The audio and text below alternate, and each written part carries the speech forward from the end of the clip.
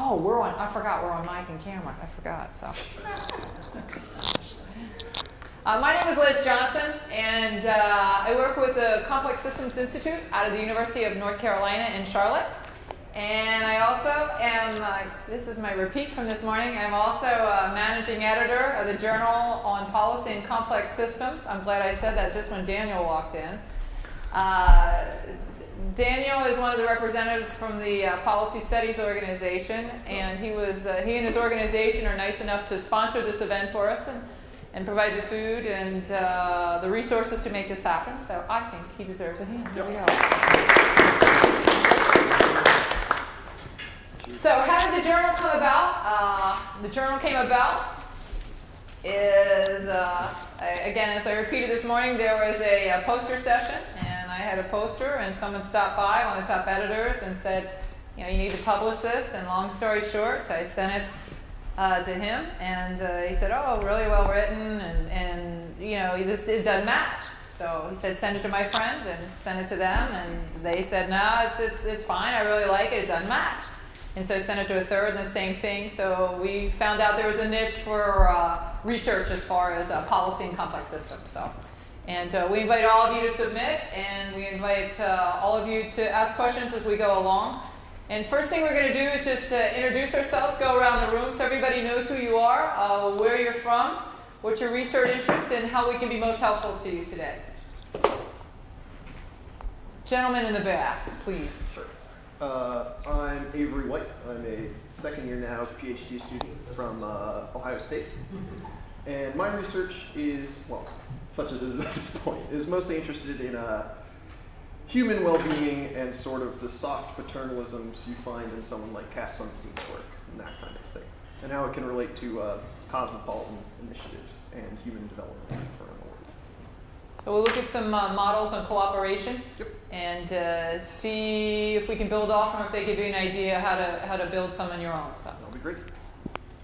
I'm Drew Rosenberg. I'm also a PhD student at Ohio State. I study international relations and have a focus in political methodology. I think this morning I have interest in security, but also stuff like regional integration, identity politics, and network analysis, and just sort of informal hierarchies in world politics. So happy to be here.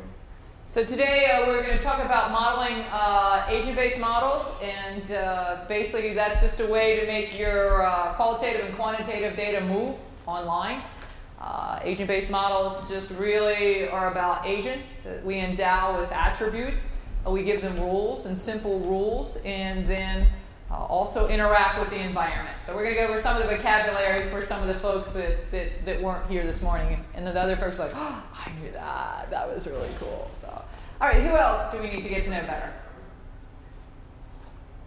You guys are going to spend all day. Just maybe introduce yourself to the group, or? Oh, me? Yeah, yeah, whatever.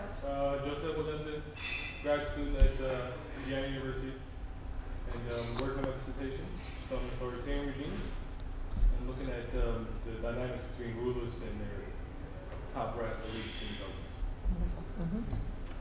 Hello again, for those that missed me this morning, my name is Nick Knowlton, PhD candidate from the University of Florida. I study African politics with my current research focusing on democratic trajectories in Africa, with particular reference to Ghana's post-1992 democratic trajectory.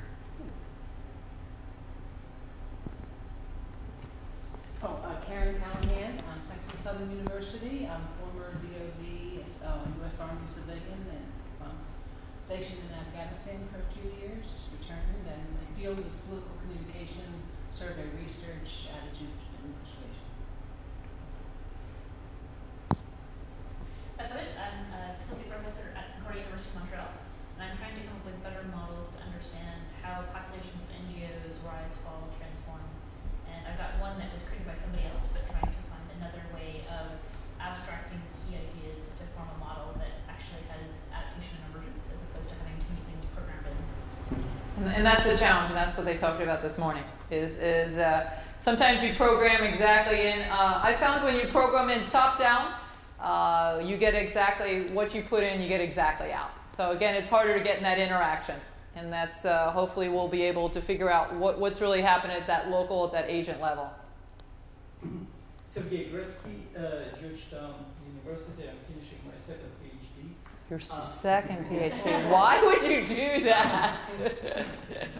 Anyway, my dissertation is on essentially the reversal of market banking sector reforms in Kazakhstan, and the politics of reversal of market-oriented reforms not just in the banking sector, that's the focus, but more broadly in Kazakhstan and why it happened.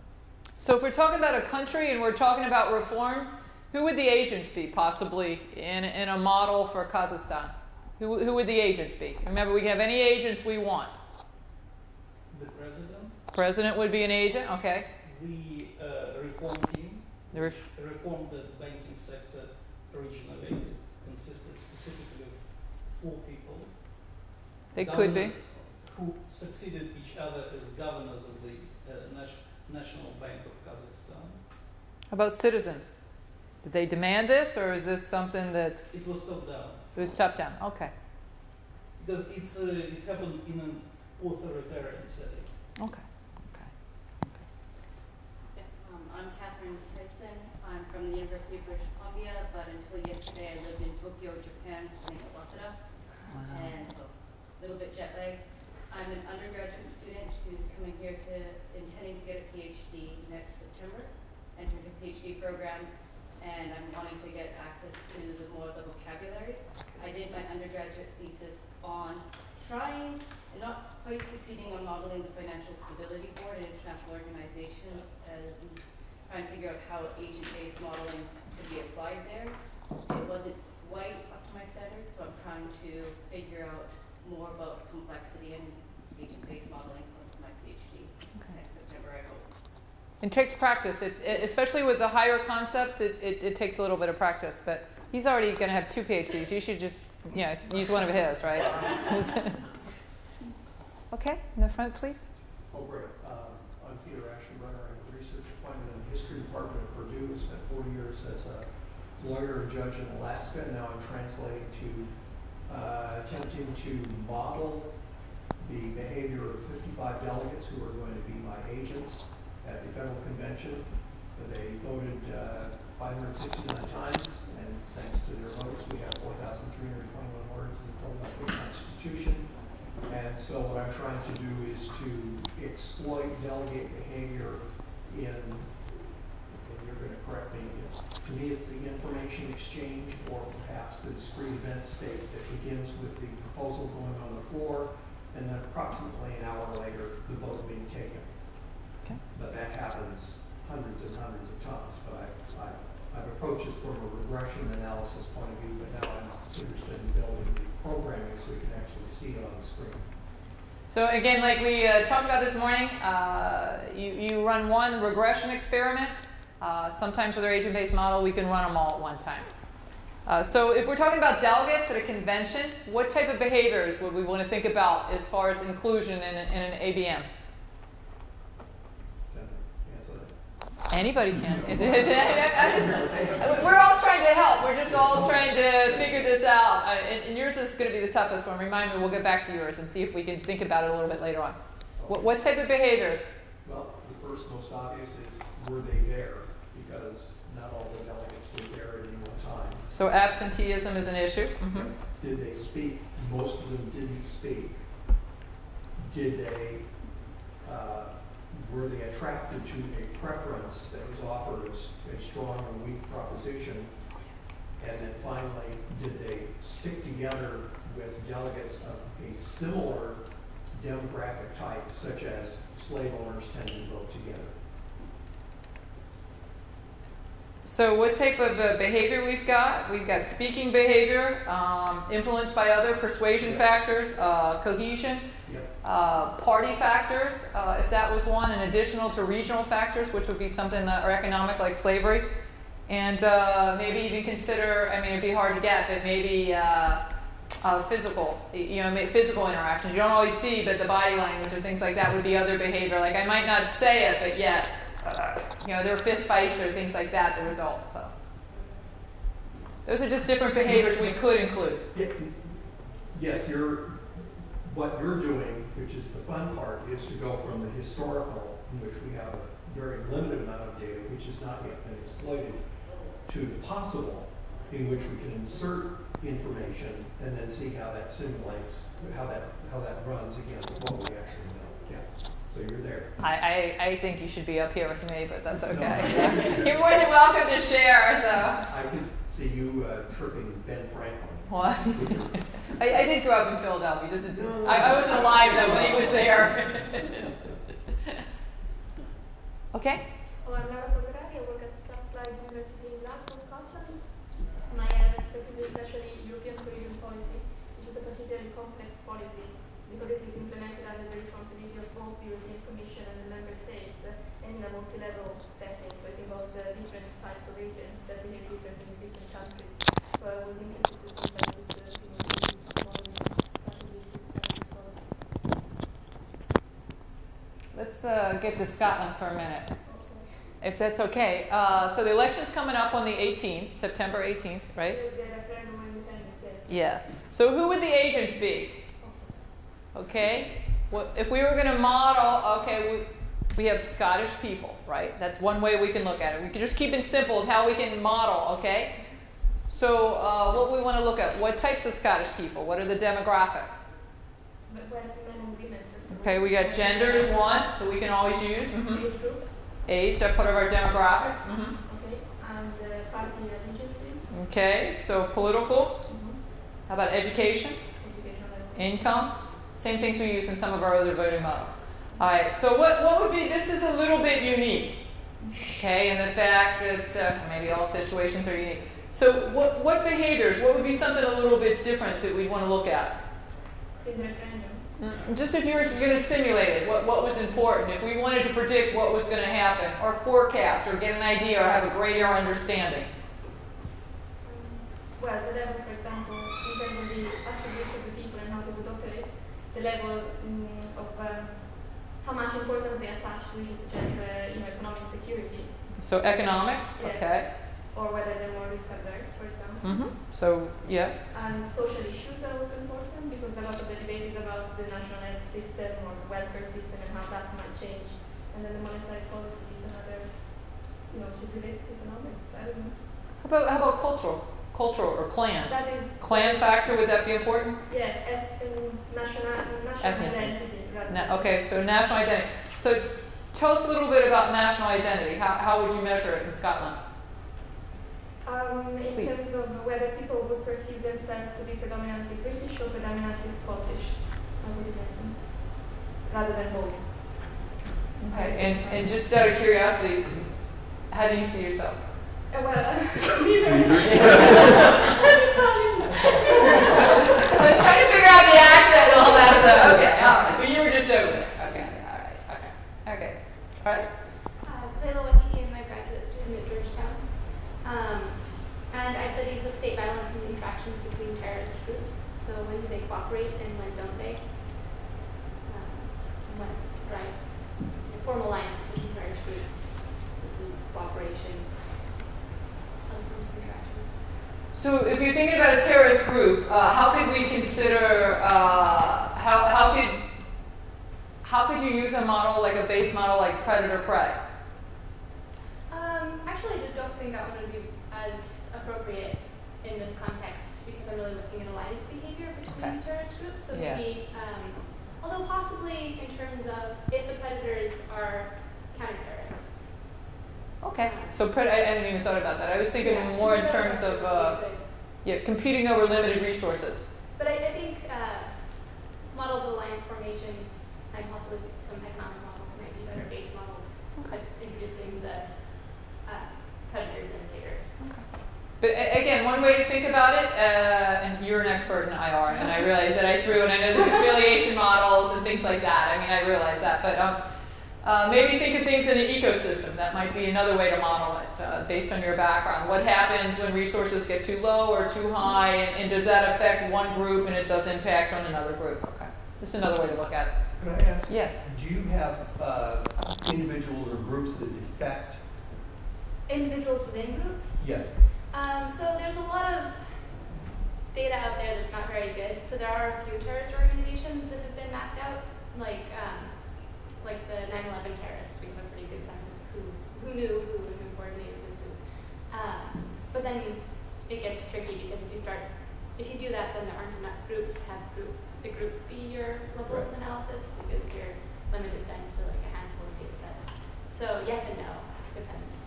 But that's not a primary focus, that's sort of subsidiary to your thesis. Well, I'm a second year, so I compete, and I want to do a 3 paper, so that's actually, I have the first 2 papers, so I haven't figured out the 3rd yet. And I'm actually thinking that could be a good direction, because what is a terrorist group, really? Yeah, they have names and charters and things like that, but there's also so much cooperation on the individual level, which the leaders don't like very much, because then they lose control of their agents. So yeah, it's an interesting, nested model. That's a model. And then there's a limit of agents in the network where it gets what? Too ruly or too big, or doesn't? My understanding, it doesn't work as well. It depends on the organization. So some organizations are much more hierarchical than others, and others have cells that are more independent, or just individuals who the principals can't control. So it depends. Okay, it depends.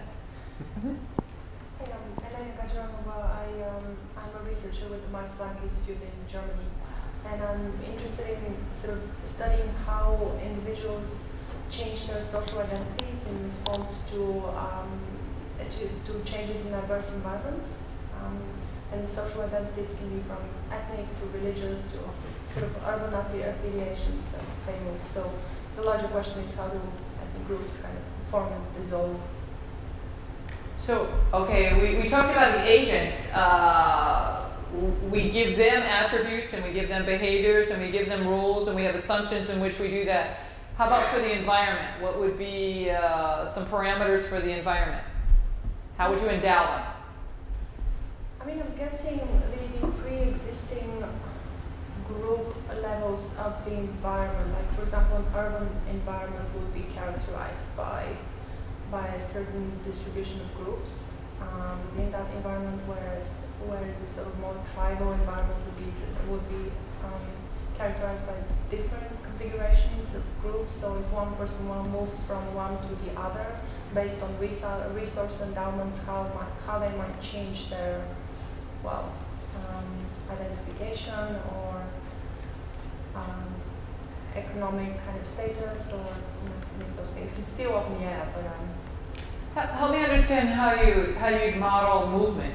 How movement would come into play, as far as, could they all move, or could there be limited movement? Well, I think relocation from one place to the next could be one obvious way to model this. And I think sort of all agents should be open to relocate if certain characteristics are in place or not. Motivations, incentives. That's a perfect answer. That's very good. No, I didn't even put you on the spot. No. So we talked about environment and agents are endowed with different attributes. I'm Amanda Robinson. I'm an assistant professor at Ohio State. Actually, I have very similar interests, mostly based in sub-Saharan Africa, looking at ethnic and national forms of group identification and how shifts in identity change the way that people interact with other agents that do or do not share that social identity. So within contexts where there's nestedness of these identities, so local identities nested within larger ethnic or tribal identities, which are then nested within national ones. Help me understand, as far as interact, what behaviors are in your background? What behaviors comprise interact or interactions? I've mostly looked at pro-social behaviors, so cooperation, or particularly for me, trust, whom you're willing to trust, who you're willing to interact with, and economic transactions under conditions where there's very little formal contracting, for example, where you need some kind of sense of social cohesion to be willing to move forward with some interaction. So one way to look at behavior, again, approach and avoid, and maybe neutral. So your agents can move toward a situation, toward a social situation, toward a risk one, toward a nonconformist, or away. Or maybe they stay still. Okay, they stay neutral. So it's just a way you get different options. Okay, in the back. Aaron DeLotte. I'm a graduate student at Florida State University, and I study urban governance and sustainability, so specifically sort of land use and development. So from an agent perspective, I'm kind of interested in things obviously like population sorting and firm relocation and how those things sort of drive sprawl and unsustainable development in metropolitan areas. We're actually getting ready to buy land in Tallahassee to put a fast food. I'm sorry. I'm sorry, speaking of sprawl, I don't have anything to do with it, but my husband and my son, it's like, yeah, I think they're contributing to sprawl as we speak today. So. Anyway, when we look at sprawl, I don't know why I just picture Tallahassee when you say that, but so who would our agents be? Who would be the critical agents in urban sprawl? Population. Population, what does that mean? I mean, households. Households, you could definitely use households. If you need some help modeling, I have a friend that's done an amazing model for urban planning on specifically that. I actually have 2 friends that work in that area, so yeah, they use households. What else? Well, you have elected local, regional policymakers. The firms themselves, because firm relocation drives a lot of the population sorting. Yeah. Infrastructure too. I've seen road pathways and infrastructure. Infrastructure not only for roads but also for public transportation. So I've just seen some really neat models on that. So did we get everybody? We didn't leave out anybody's. We didn't. Yeah, I thought so. I just looked at you. Okay. Yeah. I'm Catherine Barber. I'm a political science professor at University of South Carolina. Oh my gosh, go Gamecocks. I heard you mention the Gamecocks. Yeah, I did. Yeah. Are you a fan? I went to school there, and I admit it, so I'm very proud of it. Oh, you did? I was a fighting lady Gamecock. Yes, I was. Oh, okay. I have season tickets. Really? Yes. This is awesome. Yes. Their first game is tomorrow night. That is correct. So well, we will have to watch together. I'm sorry, that's just a little. Yeah. I've been here all day, so just a little something. Oh my gosh, yeah. So normally my areas are war and international trade, economic causes and consequences of war and trade relations.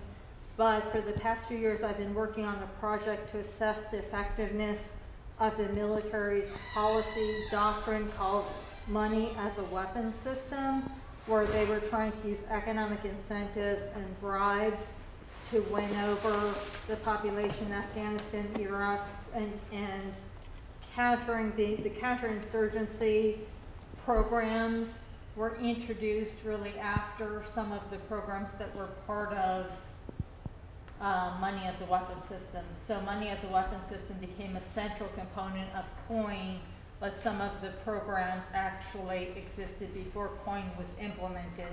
But this idea of money as a weapon system was a central feature.